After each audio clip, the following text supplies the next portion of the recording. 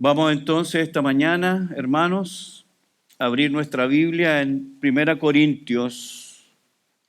1 Corintios, capítulo 11. Ahí vamos a estar. Hoy vamos a comenzar una serie corta, estudiando los sacramentos de la iglesia. Sacramentos de la iglesia. 1 Corintios, capítulo 11. ¿Tiene su Biblia? ¿Cuántos han traído más de su Biblia, su cuaderno, su lápiz? ¿Sí? Amén. Vamos a leer. Vamos a ponernos de pie, hermanos.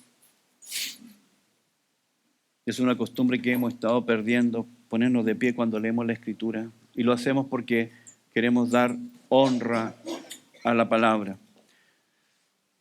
Verso 23, 1 Corintios 11, 23. Porque yo recibí del Señor lo que también os he enseñado.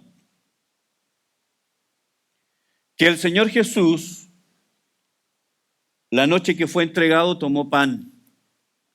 Y habiendo dado gracias, lo partió y dijo: tomad, comed, esto es mi cuerpo que por vosotros es partido. Haced esto en memoria de mí. Asimismo tomó también la copa, después de haber cenado, diciendo: esta copa es el nuevo pacto en mi sangre. Haced esto todas las veces que la bebiereis en memoria de mí. Así, pues, todas las veces que comiereis este pan y bebiereis esta copa, la muerte del Señor anunciáis hasta que Él venga. Señor, gracias porque tenemos tu palabra. Gracias, Señor, porque podemos recurrir a ella. Sin ella, Señor, vagamos en la ignorancia, en las tinieblas, en la oscuridad. Sin ella, Señor, no tenemos nada seguro. Tu palabra es verdad. Tu palabra no contiene la verdad. Tu palabra es la verdad. La Biblia es la palabra de Dios. Y gracias porque la tenemos en nuestro propio idioma. Señor, y esta mañana hemos abierto tu palabra y pedimos que nos hables, que nos enseñes, que abra nuestra mente, nuestro corazón, nuestro entendimiento, que cambies, Señor, nuestras ideas torcidas, nuestras ideas equivocadas. Te pido, Señor, que la luz de tu palabra penetre en nuestro corazón y que transforme nuestro pensamiento y nuestra manera de actuar. Y, Señor, especialmente comenzando a estudiar el tema de los sacramentos, que tú nos puedas hablar del significado, de cuál es el sentido verdadero y profundo de participar de los sacramentos. Oramos a ti en el nombre de tu Hijo Jesús. Amén. Puede tomar asiento.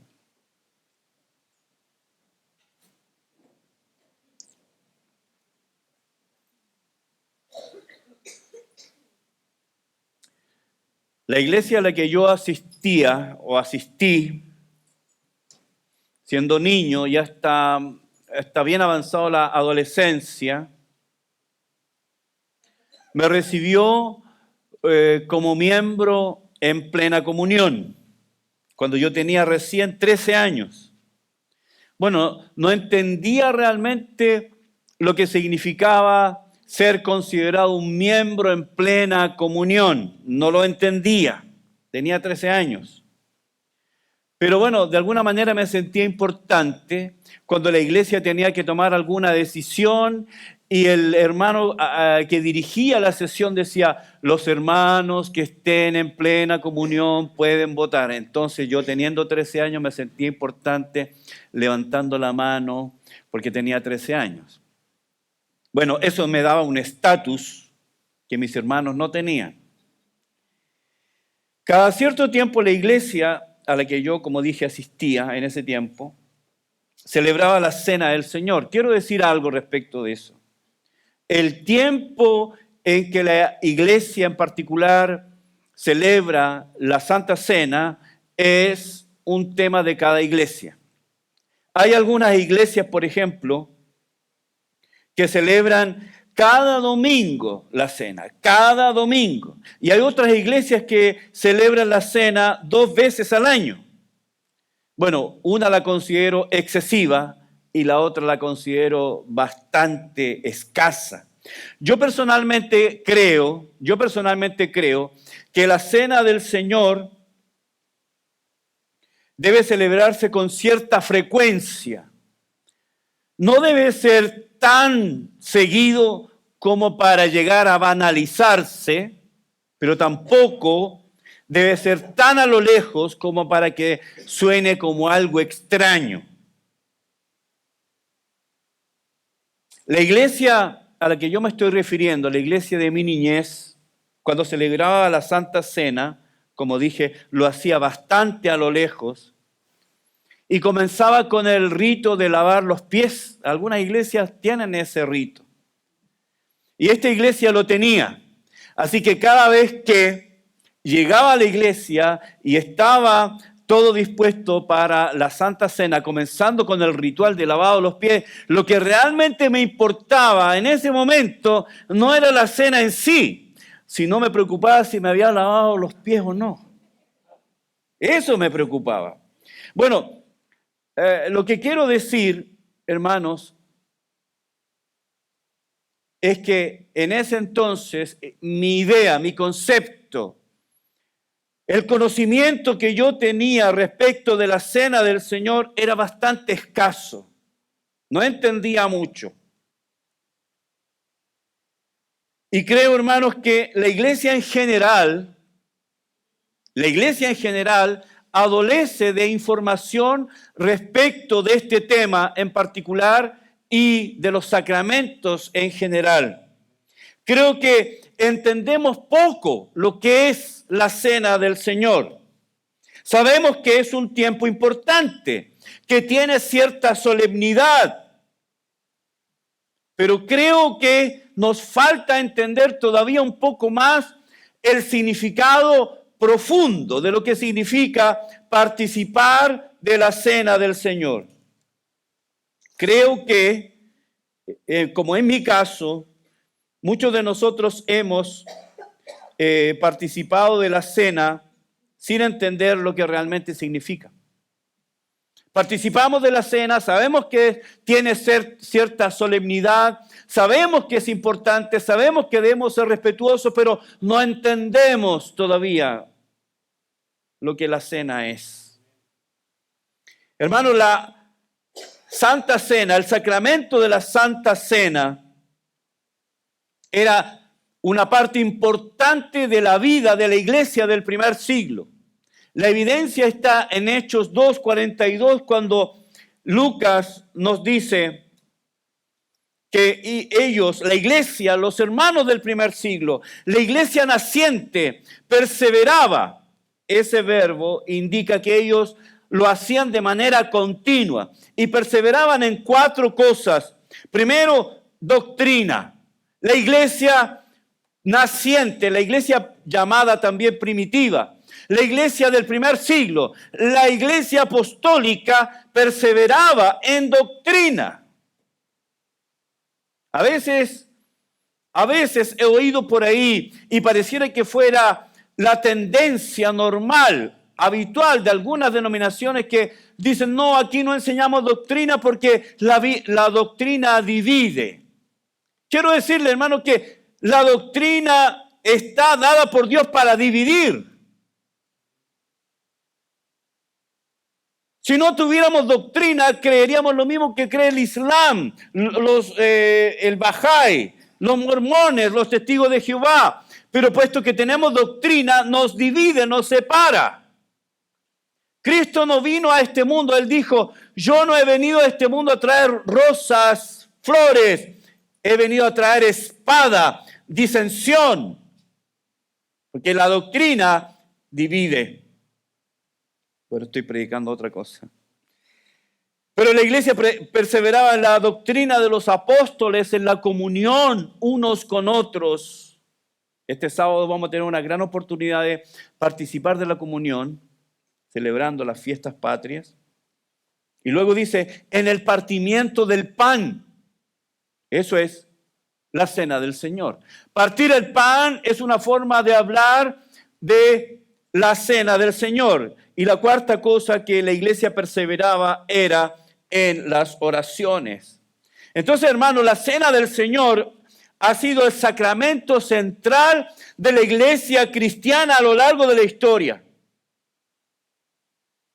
Tiene sus raíces en esa noche en que el Señor Jesús se reunió con sus apóstoles para celebrar la Pascua. Y bueno, y tiene todavía raíces más profundas en la historia, porque esto nace en el mismo momento en que Israel finalmente sale de Egipto, ¿cierto? Sale de la presión de Faraón para ser un pueblo libre y que sirviera al Señor. Esa noche, la noche del éxodo, de la salida, Israel celebró la Pascua. ¿Qué es lo que el Señor estaba celebrando? Entonces, hermanos, esa noche el Señor instituyó la cena, tomando el pan y el vino que estaban presentes en la mesa.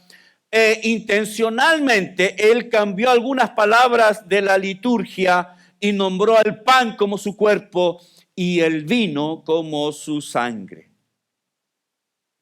Así que con esto el Señor le da una nueva visión, una nueva interpretación al texto del Éxodo del Antiguo Testamento.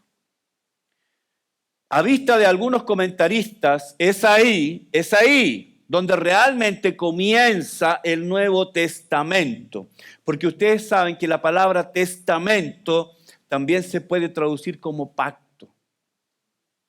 Y los pactos eran celebrados con sangre y comida. Y tenemos estos elementos en la mesa. Cuando el Señor toma el pan y dice, este pan es mi cuerpo, y luego toma el vino y dice, esto es mi sangre. Así que, de la misma manera que la fiesta de la Pascua hacía memoria de la liberación de Egipto, de la esclavitud egipcia, la cena del Señor tiene ese sentido recordatorio. Tiene ese sentido de memorial, que recordemos que hemos sido librados del pecado y de la muerte.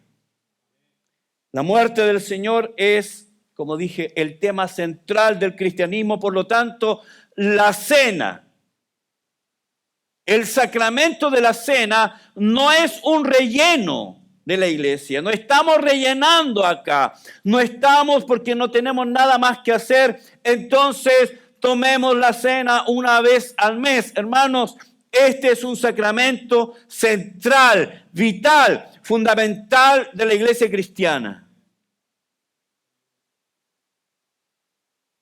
Ahora, cuando el Señor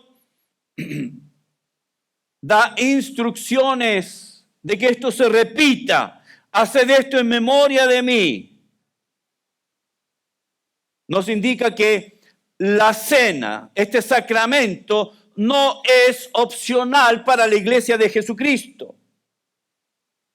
Todo creyente verdadero debe observarla como algo habitual.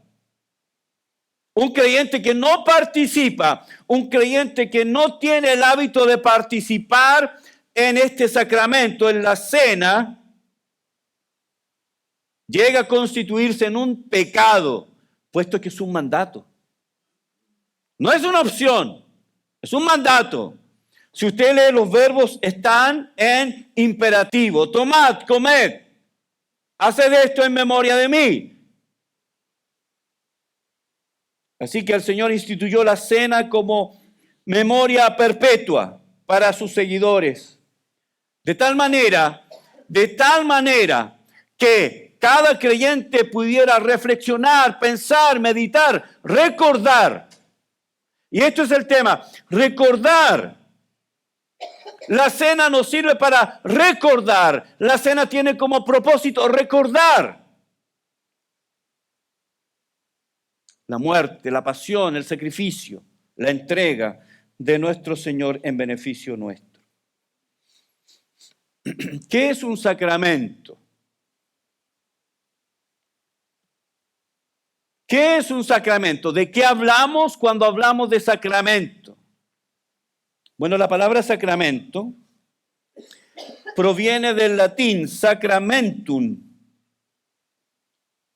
y significaba en ese tiempo un instrumento para ser sagrado o modo sagrado.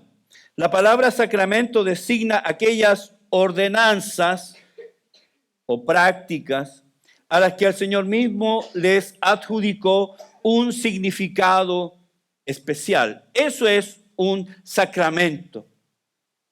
Quiero decirle, hermanos, que un sacramento es algo sagrado que merece ser respetado, merece ser honrado, merece que cada vez que nosotros avisamos de una semana a otra que este llamado sea atendido, estamos invitando a la iglesia a celebrar, a conmemorar algo importante.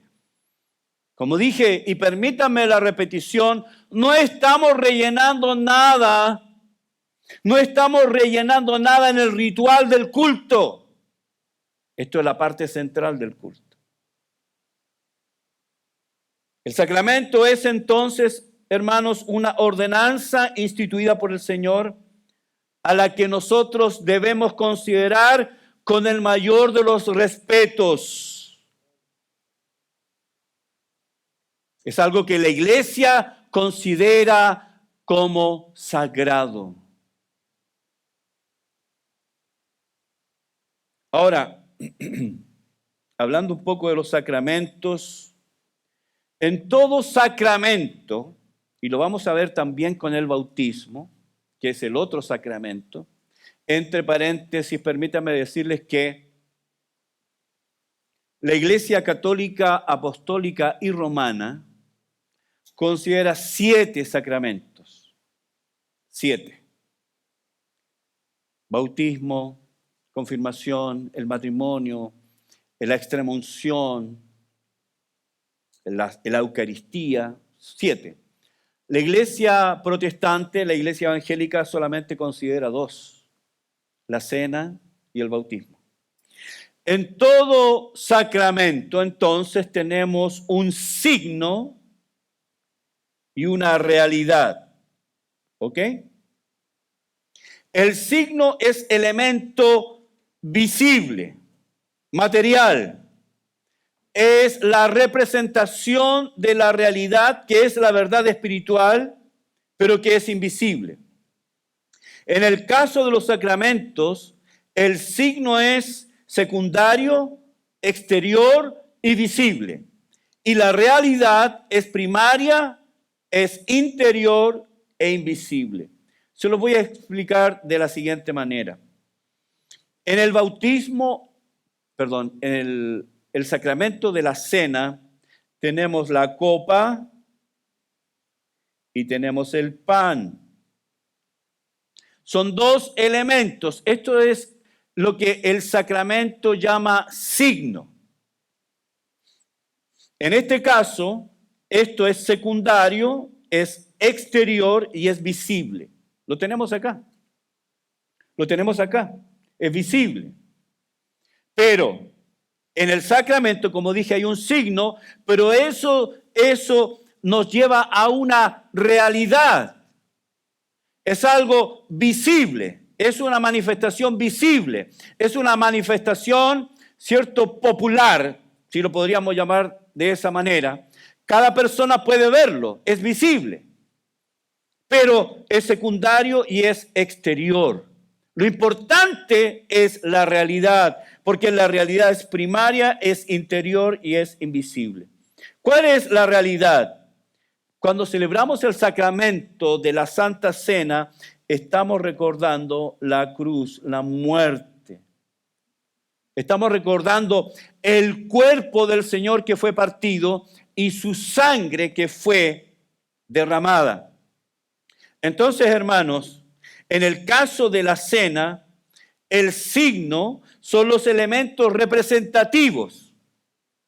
En este caso, el vino representa la sangre y el pan representa el cuerpo. Son secundarios, visibles, exteriores, pero sirven. Pero no nos quedamos en eso, sino que eso nos muestra una realidad más profunda, que es primaria, que es interior, pero es invisible. En el caso del bautismo lo mismo. En el caso del bautismo tenemos el agua, ¿cierto?, que representa la muerte, la resurrección y la ascensión del Señor Jesucristo. Entonces, en un sacramento tenemos lo que es el signo y la realidad. Esta mañana estamos parados delante de los signos, pero no perdemos de vista la realidad. Alguien podría decir, sí, pero es un poco de vino, es un pan nomás. No, Señor.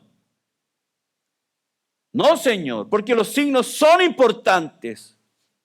Los signos nos llevan a la realidad. Los signos nos muestran. Los signos nos muestran esta realidad concreta y real. Algo pasó. 2000 años atrás, el Señor Jesucristo murió por nosotros. Eso es lo que los signos quieren representar. Ahora, en la historia de la iglesia, hermanos, y principalmente en el siglo XVI, los reformadores se mantuvieron unidos en lo que se refiere a doctrinas fundamentales. Los reformadores, estoy hablando Lutero, Calvino, Zwinglio, Knox y otros, se mantuvieron unidos en varias doctrinas fundamentales, pero no pudieron ponerse de acuerdo respecto de la cena del Señor.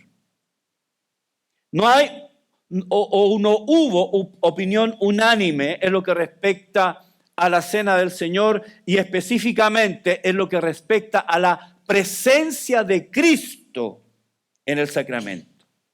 La pregunta era, ¿la presencia del Señor en la cena es física, es espiritual o es conmemorativa? ¿Cuál es? ¿Cristo está presente o no está presente? Y si está presente, ¿es física, es espiritual o conmemorativa? Respecto de eso, hay 4 opiniones. Número 1. El concepto católico romano. El concepto católico romano, la postura romana es conocida como transustanciación.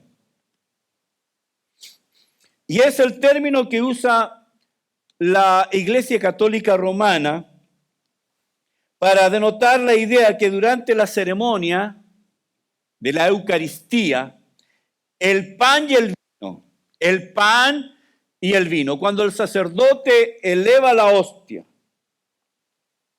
y pronuncia las palabras hoc es corpus meum, cuando él pronuncia estas palabras, en ese momento, hermanos, ocurre un milagro en la creación, desde el punto de vista romano. En ese momento, esa hostia, esa galleta que tiene forma de galleta, que tiene tamaño de galleta, gusto a galleta, es una galleta. Pero después de la invocación sacerdotal, esa galleta se convierte delante de los ojos de todos los asistentes en el cuerpo de Cristo. Y la sangre, y el vino se convierte en la sangre. Literalmente, la Iglesia romana dice que esto es un milagro. Cada vez que el sacerdote invoca hoc es corpus meum, esa galleta se convierte literalmente en el cuerpo y el vino en la sangre. Así que delante de los ojos de todos los hermanos, de toda la congregación, el sacerdote tras esa invocación ha convertido ese pan en el cuerpo y ese vino en la sangre. Literal. Para ellos esto es literal. La iglesia romana enseña que esto es literal. Es el cuerpo, es la sangre. Es por eso que la iglesia ha mantenido por siglos esta idea, y yo no sé si ustedes se acuerdan, tiempo atrás,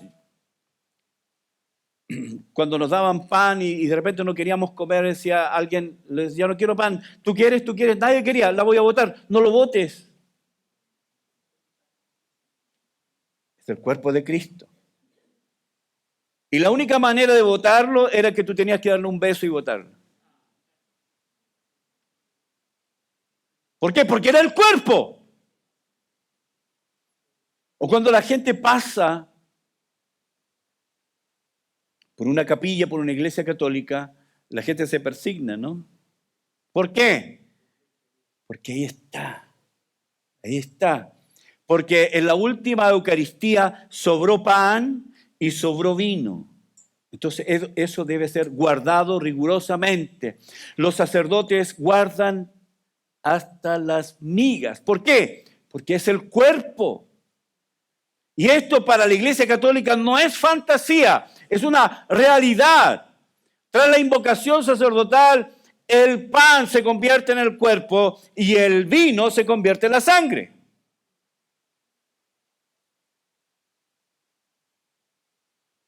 Y esto, hermanos, desde el punto de vista bíblico, es un sacramento torcido. Porque para la Iglesia Católica, Cristo está ahí.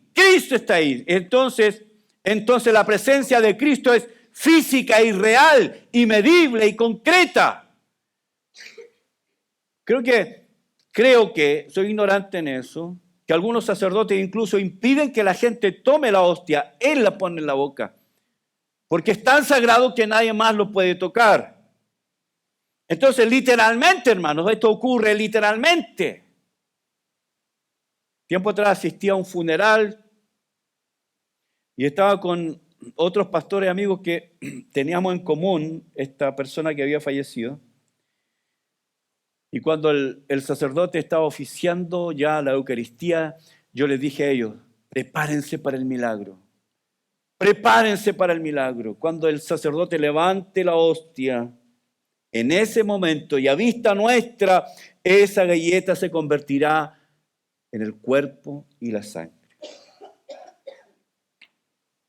Hermanos, desde el punto de vista católico entonces, Cristo o la presencia de Cristo es real, verdadera y tangible desde el punto de vista porque los elementos, por eso se llama transustanciación, que hay una transición de sustancia. Ya no es galleta, ya no es vino, aunque siga teniendo el gusto a la galleta, el gusto al vino, forma de galleta, pero no es ni vino ni galleta, es el cuerpo de Cristo literalmente. Qué raro es, ¿no? Ahí tú necesitas mucha fe para creer eso. Porque para mí si tiene cola, si tiene patas, si tiene pico de pato, es un pato. Y si además hace cuacuá, es un pato. ¿O no? Claro, es un pato. Y si es una galleta, tiene forma de galleta, tiene gusto a galleta, tiene olor a galleta, entonces es una galleta. La Iglesia Católica dice que no, que es el cuerpo literal. Ahora, como dije, esto es un sacramento torcido. Es un sacramento torcido porque la Biblia no le da el sustento. Ahora, respecto de esto, podemos concluir en dos verdades. Hay más, pero solamente quiero mencionar dos. Primero, que aquellos que participan en la Eucaristía están cometiendo canibalismo.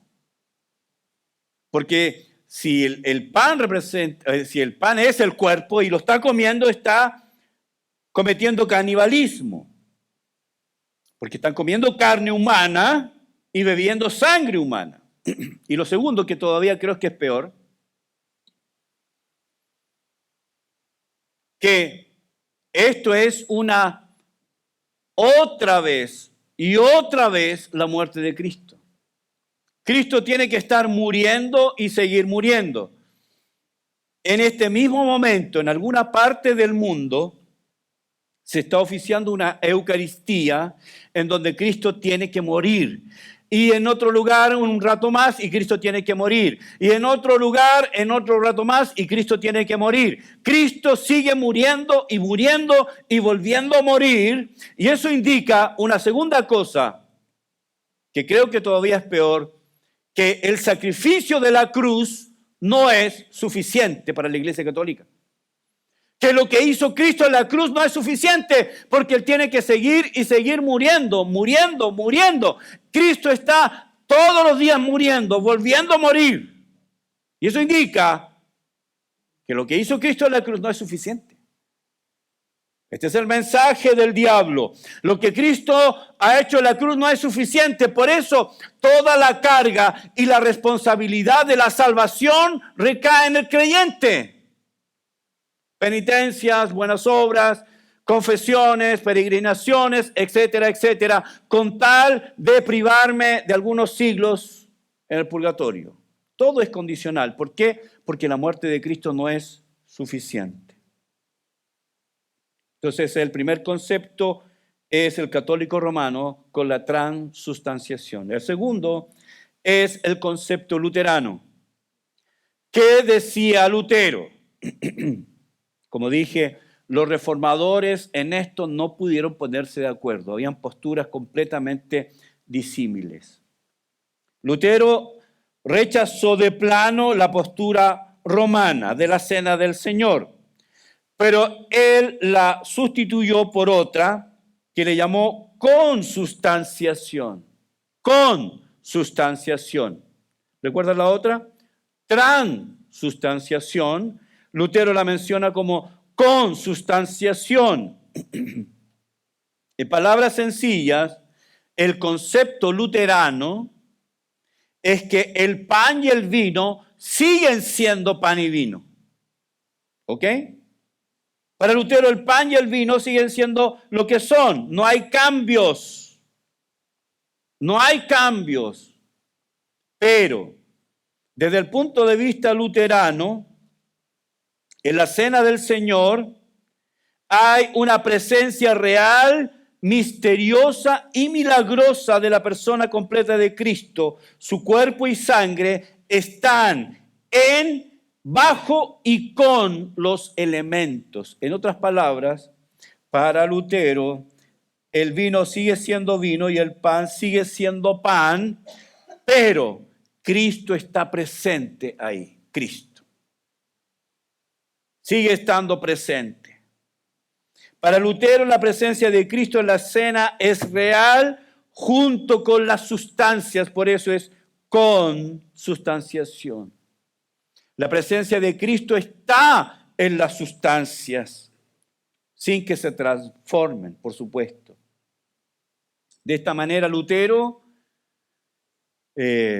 siendo como era, ¿no?, colérico, golpeaba la mesa cuando tenía estos debates y decía: hoc est corpus meum, hoc est corpus meum. En otras palabras, esto es mi cuerpo. Entonces, aun cuando él no creía en la transubstanciación, en que había un cambio de sustancia, él creía que había una consubstanciación. La tercera postura es la postura que podemos llamar la postura zwingliano, de Zwinglio, Ulrico Zwinglio, un reformador suizo. Para él no era ni la transubstanciación ni la consubstanciación. Para Zwinglio, la Cena del Señor era un evento simbólico, conmemorativo y nada más. Cristo no está presente ni física ni espiritualmente en los elementos. Se fija que él difiere de ambas posturas, de la católica romana y de la luterana. El Señor no está presente ni espiritual ni física en los elementos. Decía que el vino, el pan y el vino eran solo elementos conmemorativos. La presencia de Cristo no está presente. Recuerden que el debate era ¿dónde está la presencia de Cristo? La presencia de Cristo era el tema. El cuarto concepto es el concepto reformado.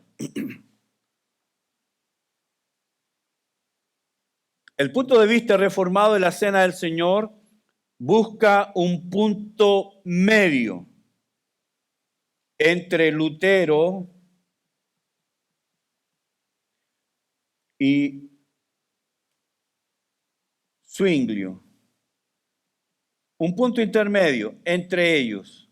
Lutero decía, recordará usted, decía que el Señor está presente, pero no hay un cambio en los elementos. En cambio, Zwinglio decía que no estaba presente, sino que era solo conmemorativo. Entonces, hermanos, el concepto reformado defendido por Juan Calvino es que en la cena del Señor, está la presencia de Cristo. Y eso es una cuestión básica, no es fundamental en la teología. Porque Dios dijo, Dios es un Dios omnipresente. ¿Está con nosotros esta mañana? ¿Tú crees que Dios está con nosotros esta mañana? Lo dijo, ¿no? Él es omnipresente, Él está. ¿Tú crees que Cristo está? Claro, Él está. Entonces, cuando participamos de la cena, hay una presencia, ¿cómo lo digo? Que no suene herejía. Hay una presencia aumentada o especial de la presencia del Señor cuando participamos de la cena. Aunque el Señor siempre está presente, pero esta es una oportunidad especial en que la iglesia, los redimidos, los comprados con su sangre, se reúnen para celebrar su muerte. Algo pasa. Y los elementos son, sí, conmemorativos, como vimos, son signos, pero dejan un mensaje. Entonces, el punto de vista reformado, hermanos, es que este punto intermedio entre la posición luterana y la posición de Ulrico Zwinglio. Quiero mostrarles este gráfico que es un poco más aclaratorio. Tenemos las cuatro posturas: la católica, la luterana, la zwingliana y la reformada.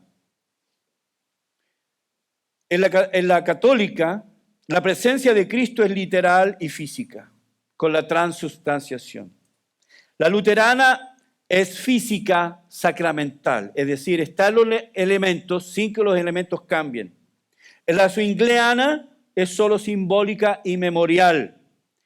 La reformada es espiritual y real. Cristo está presente, completamente presente. ¿Ok?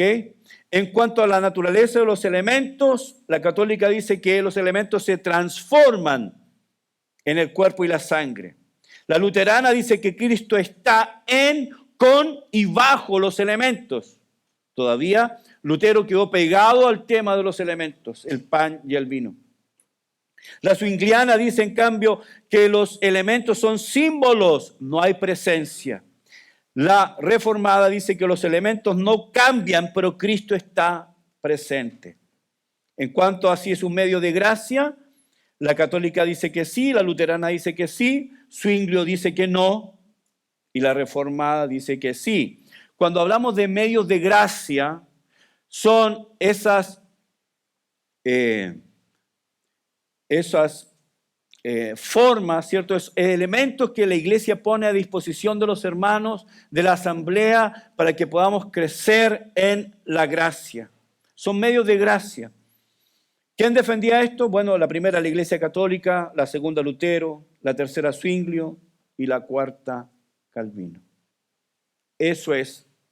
Esta controversia todavía no ha sido resuelta. Nosotros creemos que el Señor Jesucristo está presente. El Señor está presente.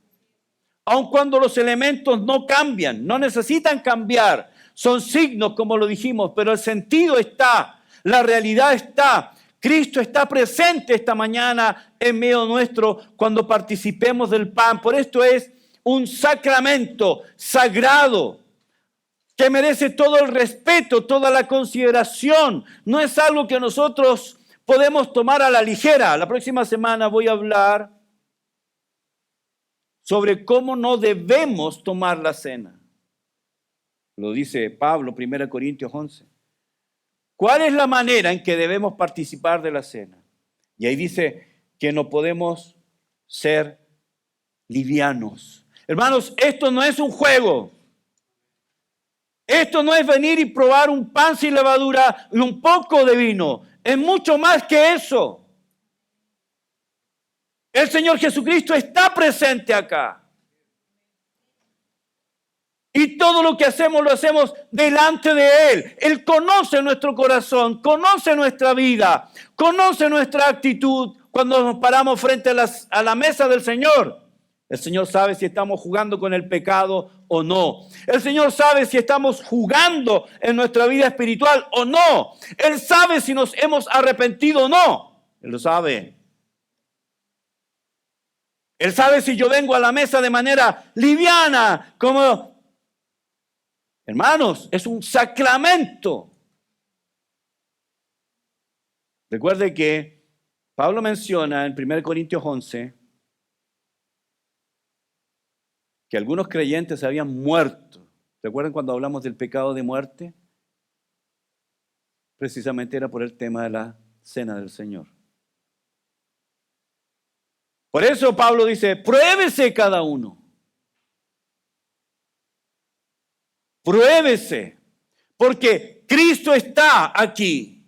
Los elementos son el respaldo. Los elementos son una señal, pero una señal de algo real, verdadero. El Señor está aquí.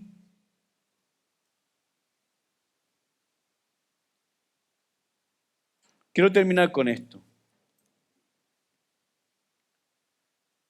¿Quiénes pueden participar de la cena del Señor? ¿Quiénes pueden participar? Porque la cena del Señor está disponible. Quiero leerles lo que dice el catecismo de Heidelberg respecto a esta pregunta. ¿Quién puede participar de la cena del Señor? El catecismo dice, la cena del Señor es para aquellos que están verdaderamente descontentos consigo mismos debido a sus pecados y que sin embargo confían en que esos les son perdonados por causa de Cristo y que la debilidad de que todavía adolecen queda cubierta por la pasión y muerte del Redentor. Para aquellos que desean más y más fortalecer su fe y hacer que su propia vida mejore. Según el catecismo de Heidelberg, la mesa está abierta para aquellos que están descontentos de su vida, para aquellos que están conscientes de que todavía siguen fallando y pecando. La mesa está abierta para aquellos que cada vez que miran a la ley de Dios, que cada vez que miran, como dice Santiago, se miran en un espejo, ven su cara y dicen, Señor, fallo, Señor, fallo, Señor, fallo. La mesa está abierta para aquellos que dicen, sí, claro, necesito de ti. La mesa está abierta para aquellos que reconocen su necesidad de Dios. Ten piedad de mí, oh Dios, conforme a tu misericordia. Ten piedad de mí, oh Dios, era lo que decía David en el Salmo 51. David no dijo, oye Dios, por favor, perdóname porque yo soy el rey de Israel, tienes que perdonarme.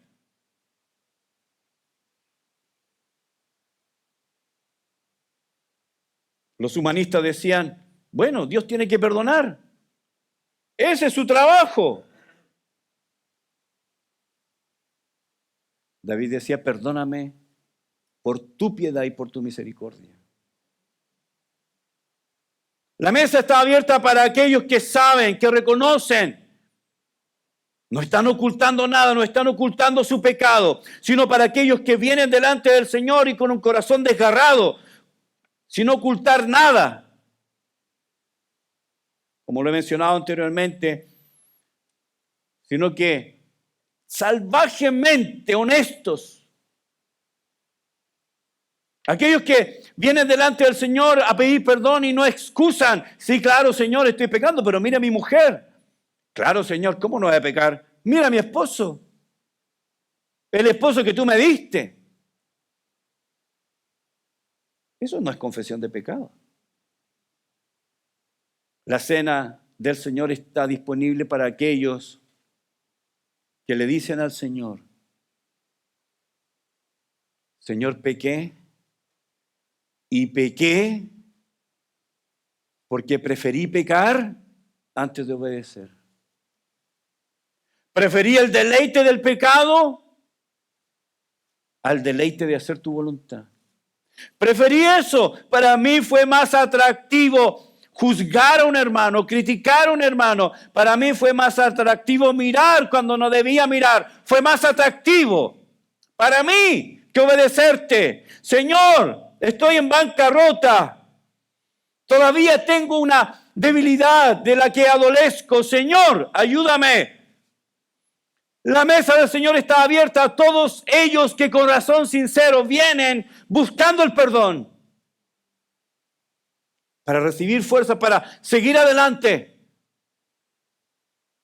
La mesa del Señor está para recordarnos que el Señor ha hecho una provisión en la cruz del Calvario, que el Señor ha provisto su sangre, la sangre preciosa de su Hijo, para que cada vez que nosotros la invoquemos, si confesamos nuestros pecados, Él es fiel y justo para perdonarnos y limpiarnos de toda maldad. La mesa del Señor está abierta. Pero no venga con hipocresía. No venga con juicio. Ay, ¿por qué pasa él? ¿Qué se cree él? No venga con juicio. Es un sacramento, es sagrado.